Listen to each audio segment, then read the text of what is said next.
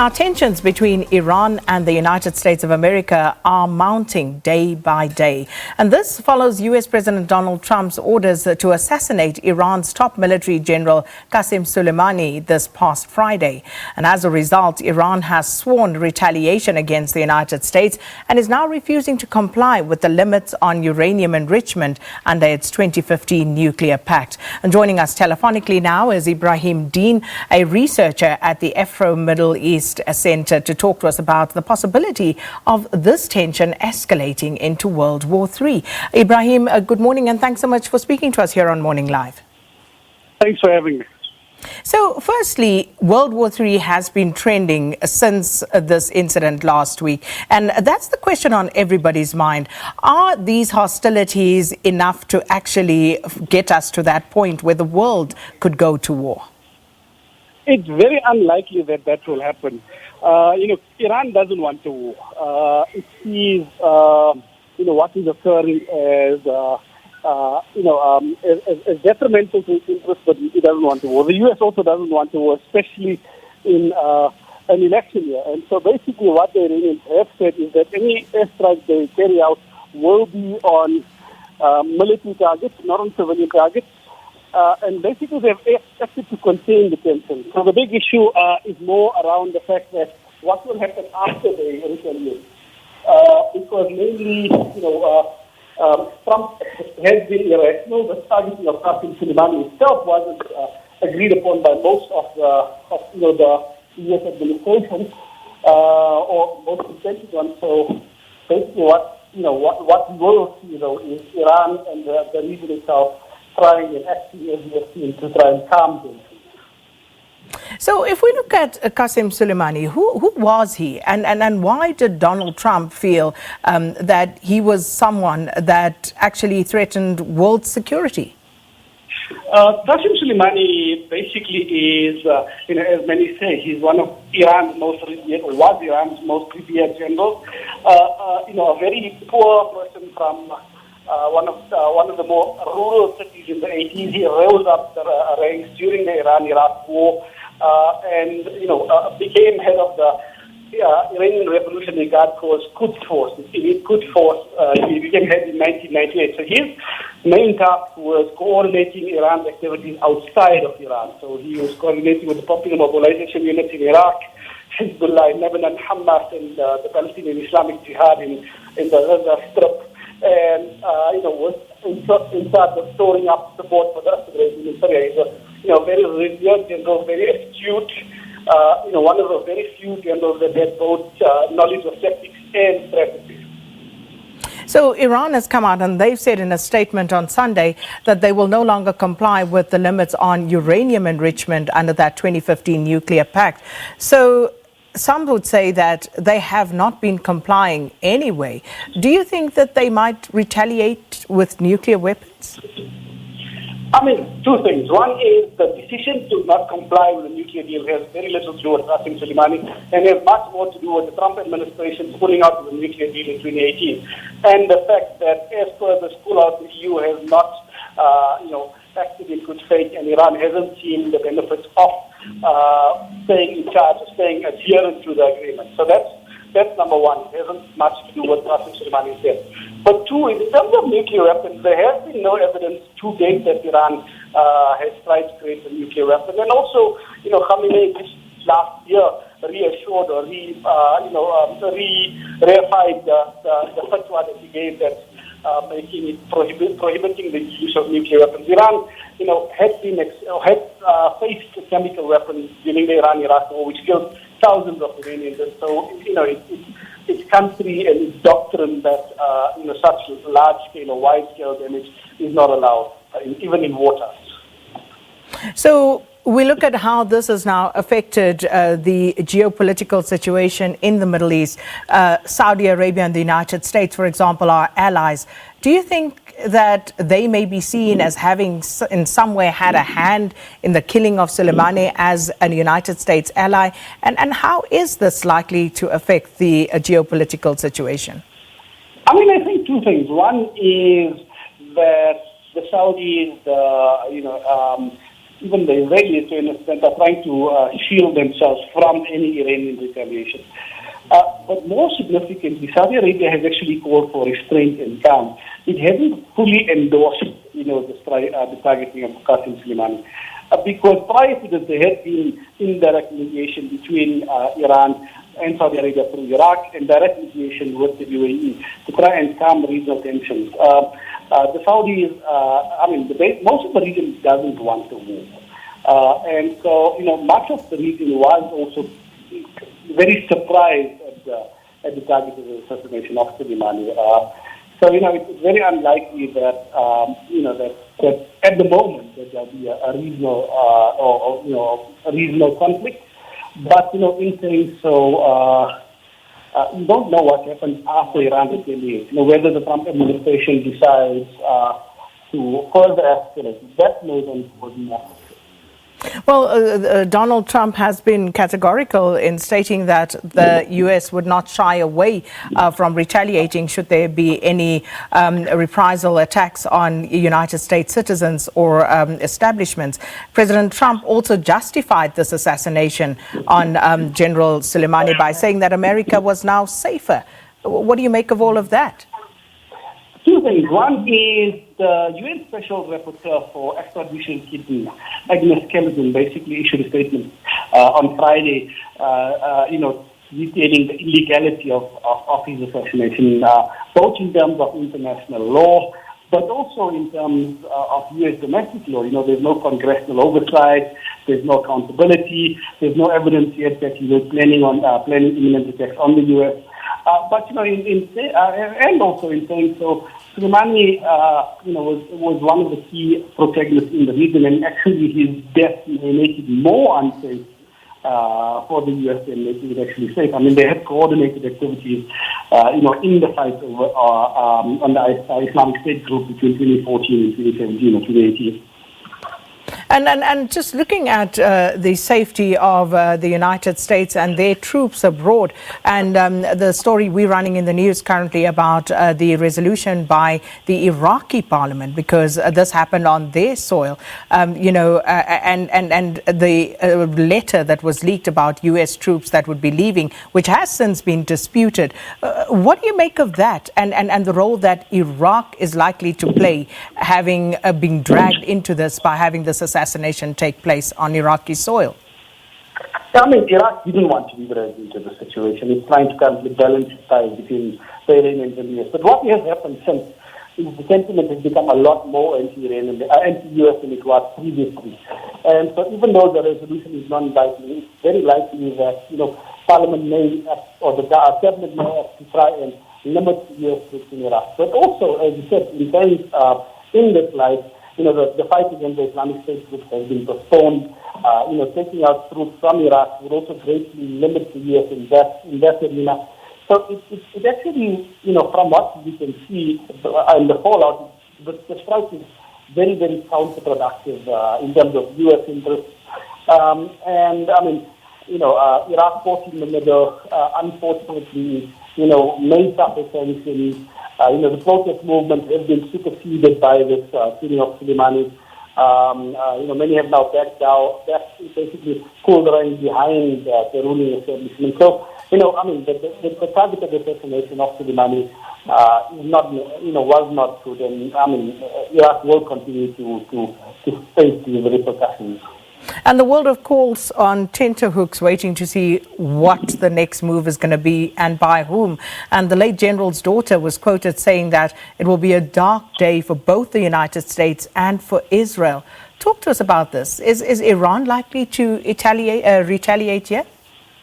It will retaliate, most likely on U.S. interests. Khamenei's main advisor has said that Iran doesn't want war. It won't retaliate on civilian targets, it only use military targets. Iran doesn't want war. And it will act, rationally, very calculated. Iran is currently suffering from, their poor economic conditions because of the JCPOA or the inability of the EU to abide by, the promises of the JCPOA. And so, any conflict wouldn't benefit Iran, wouldn't benefit the region. And so I do think there will be a retaliation. Soleimani is too big an individual for it not to be a retaliation. But the retaliation will be very asymmetrical and very limited. And speaking of the economic situation, the oil discovered, that announcement was made about 2 months ago. They were talking about 53 billion barrels of oil that was discovered by Iran. How is the situation likely to affect the global oil price, if at all? So we've seen the oil price go up over the past couple of days. But, in saying so, we can see all these regional countries actually to calm tensions. The Qataris, for example, were sending mediation teams. The foreign minister went to Iran yesterday. So, that would limit an oil price increase. But, in saying so, war tensions should get worse. Were Iran to close the Strait of Hormuz, that would greatly affect the oil price. It's currently unlikely, but, with Trump being as irrational as the assassination of Qasem Soleimani goes, we don't know what then can happen. And just taking this back to the United States, and it would seem as though there is some sense that President Donald Trump is acting rather unilaterally here. Do you think that there will be any repercussions for him in the U.S. Houses of Parliament? I don't think the Congress doesn't have the power to constrain him.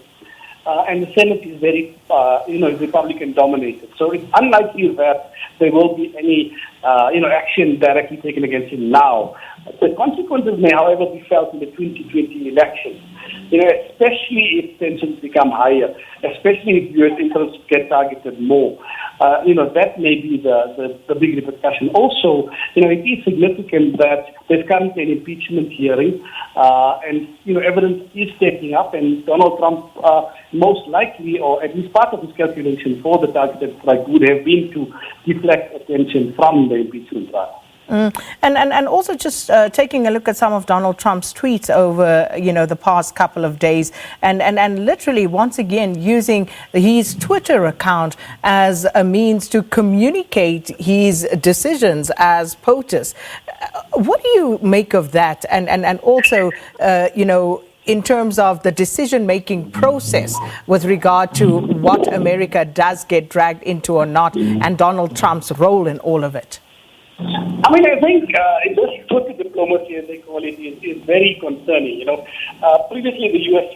institutions made foreign policy and made policies, and that's why it was very, there wasn't much change between a Democrat and a Republican administration because the institutions were technocrats.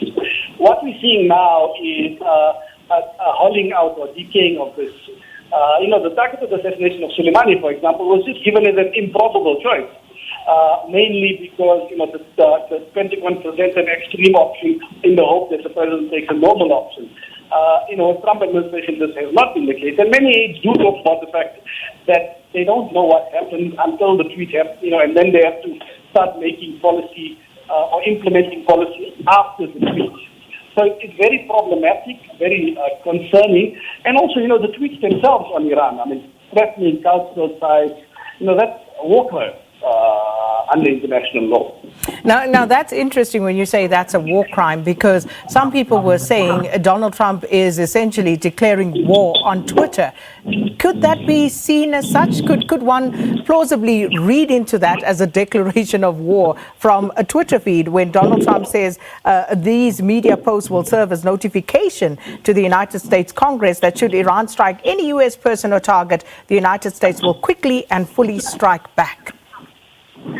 I think it's threats. They won't see it as declaring war. I think the Iranians are much too astute, too miscalculate. They do realize that there is opposition within the U.S. and they will act in all way possible to try and, increase or enhance that opposition to benefit themselves. No one wants a war. Even the Trump administration doesn't want a war.